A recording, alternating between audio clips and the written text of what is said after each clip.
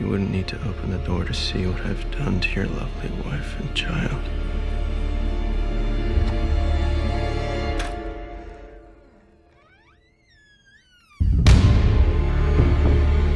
Mr. J. Hello everyone, and welcome back to another review episode. Today, I'll be reviewing The Mentalist. Spoiler warning is ahead, so if you haven't seen the show, please watch the show, but if you're still watching, thank you for watching. Red John, a serial killer in California, murders Patrick Jane, portrayed by Simon Baker's family, causing him to be on Jane's hit list. As Jane seeks the help of the CBI, California Bureau of Investigation, and decides to consult with the team led by Teresa Lisbon, portrayed by Robin Tunney, to help them solve crimes and also find the identity of Red John. One of the reasons why I like the show is how the show starts. Unlike other TV shows where they have an origin, the show starts off with the team already formed, being comfortable with one another.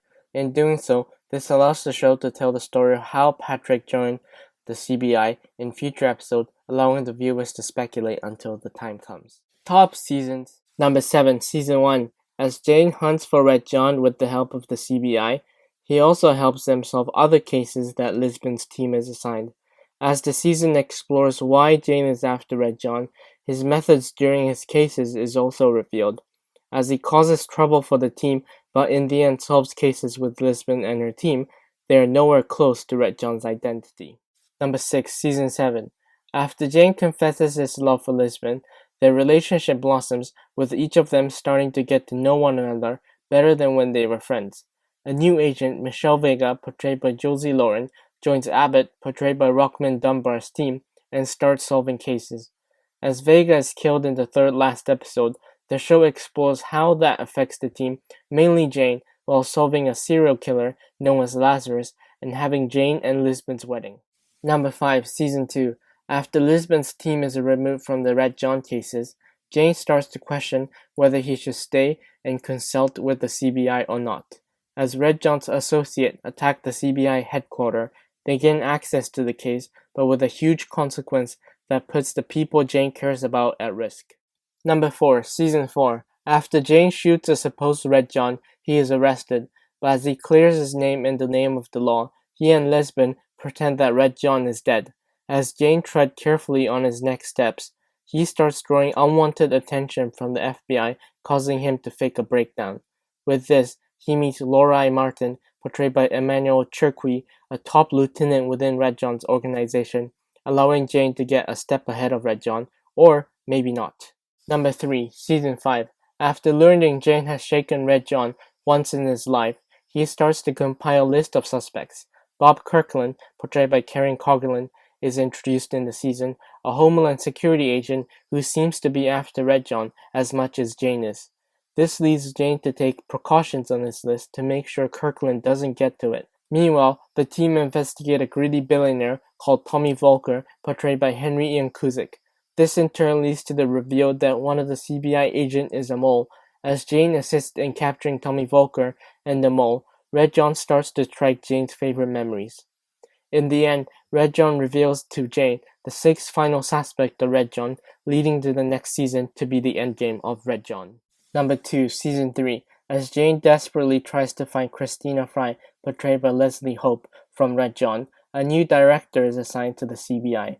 With Jane encountering more of Red John's associates, they are able to capture one of them, but before they could question him, he gets killed, causing Jane to suspect a mole in the CBI.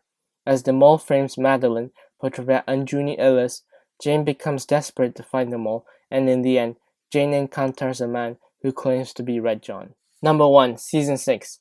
As Jane and Lisbon closes down to 7 names, they work covertly not to rouse any suspicions. As Jane and Lisbon makes a bold move to identifying Red John, the CBI is shut down by Abbott, and Jane has to use every resources to find Red John. When Jane comes face to face with Red John, he finally gets the revenge he craved, but with this, he is forced to go on the run. After 2 years on the run, he decides to turn himself into Abbott, and then blackmails Abbott on a deal for him and Lisbon to work for the FBI. They then face new threats in Austin, and one of their cases worked during CBI comes back to haunt multiple members of the CBI. Top 10 episode. Number 10, Strawberries and Cream, Season 3, Episode 23 and 24. When someone close to Madeline is killed, Jane blackmails J.J. LaRoche, portrayed by Pruitt Taylor Vince, on getting the mole suspect list.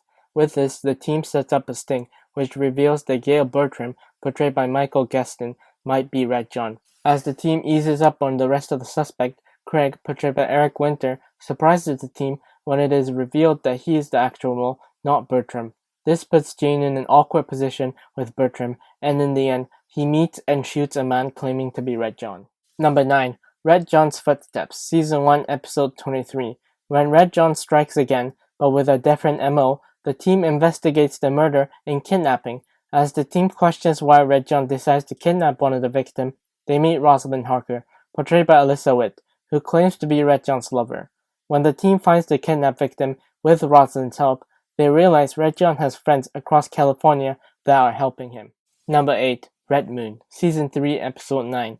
When the team responds to a murder of 2 deputies and a woman engaged to a deputy in a county, the team investigates this murder when an astrologer claims he can help with the investigation. As the team catches the killer, it is revealed to Jane, before he is killed mysteriously in his cell, that he worked for Red John, stating "Tiger, Tiger" before his death. Number 7. Red Dawn, Season 5, Episode 5. In the 100th episode of The Mentalist, the show finally reveals how Jane and Lisbon met. After Jane enters the CBI building after his time in the mental institute, he meets Lisbon and requests the Red John files. When he is denied this, he plans a scheming plan to go on a ride-along with Lisbon. During this, Lisbon learns Jane has a gift on reading people and uses him to solve a case. This episode shows how Jane and Lisbon's partnership started. Number 6. Red and Itchy, Season 5, Episode 21. When someone breaks into LaRoche's house and steals the Tupperware, LaRoche seeks Jane's help to retrieve the Tupperware, without the team not finding out. Since Jane has no idea what is in the Tupperware, Lisbon assigns the rest of the team to look into it. Meanwhile, Jane and LaRoche work together to find the Tupperware and also expose a corruption within the CBI. Number 5. Devil's Cherry, Season 5, Episode 2. When Jane drinks a tea that has been laced with hallucinogenic poison, Jane starts to hallucinate his late daughter Charlotte, portrayed by Dove Cameron. As Jane converses with Charlotte, Lisbon tries to stop Jane from working during his hallucinogenic state, but Jane insists that hallucination will help solve the case. Before the hallucination runs out, Jane gets closure from his daughter, showing how much he has grown from the con man he once was. Number 4. Fire and Brimstone, Season 6, Episode 6. With Jane putting the final touches on his plan on identifying Red John, he summons all 6 suspects to his house. As Jane forces the suspects to reveal if they have a tattoo on their arm, Bertram, Smith, portrayed by Drew Powell, and Sheriff McCallister, portrayed by Xander Berkeley, having the tattoos, narrowing the suspect to 3. But before he could confront the 3, an explosion takes place, killing the 3 innocent suspects and the sheriff. Number 3. His Red Right Hand, Season 2, Episode 8. When Jane finally have access to the Red John files, Red John decides to strike again with the help of a CBI staff. Bosco, portrayed by Terry Kinney's team, is shot, and the doctor Lisbon's team was investigating leads to another body involving Bosco's team. In the end, the team is able to find the mole, but not before another operative of Red John takes out, and Virgil, portrayed by Gregory Itz, decides to retire. Number 2. Red John's Rules, Season 5, Episode 22. Red John decides to strike again, but this time with a very personal touch to Jane. Red John decides to kill Jane's favorite memory. With the victim being close to a member of the circus, he seeks the help of Pete, portrayed by MC Gingley, and Samantha, portrayed by Tangi Ambrose, to find out what happened. When Jane and Lisbon find the person who killed the victim, he receives a video made by Red John for Jane, revealing the 7th suspect and threatening to kill again until he is caught. Here's some honorable mentions.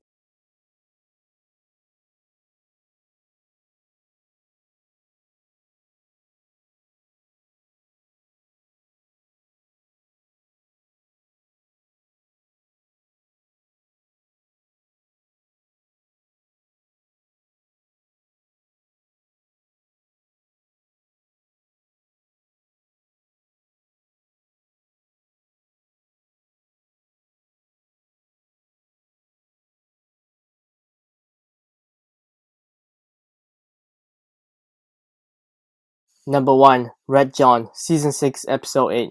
With the CBI shut down by Abbott and Bertram publicly announced as Red John, Jane goes rogue to find him before the authorities do. Before he is able to find Bertram, he is caught by the FBI, but his fellow CBI teammates rescue him, and Jane finally confronts Bertram. It is revealed that Sheriff McAllister is Red John, and the two finally have their confrontation, ending with Red John's demise, and Jane is forced to go on the run before the authorities catches him. The Mentalist shows how patience is a virtue, as the show takes 6 seasons to reveal Red John's identity. Thank you for watching, and I'll see you next Monday for another review episode.